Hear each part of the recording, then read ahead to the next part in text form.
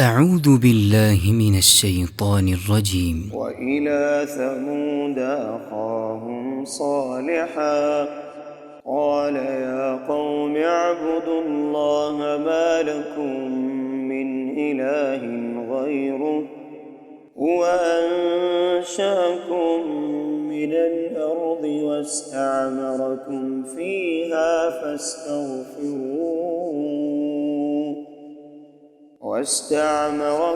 فيها فاستغفروه ثم توبوا إليه إن ربي قريب مجيب. قالوا يا صالح قد كنت فينا مرجوا قبل هذا أتنهانا أن نعبد ما يعبد آباؤنا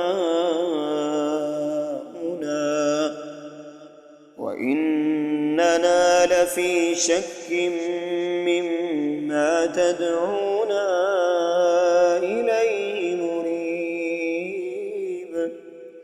قال يا قوم أرأيتم إن كنت على بينة من ربي وآتاني منه رحمة فمن ينصرني من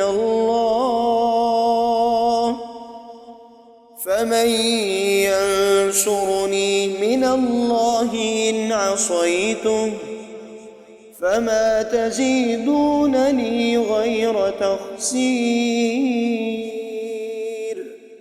ويا قوم هذه ناقة الله لكم آية فذروها تأكل في أرض الله ولا تمسوها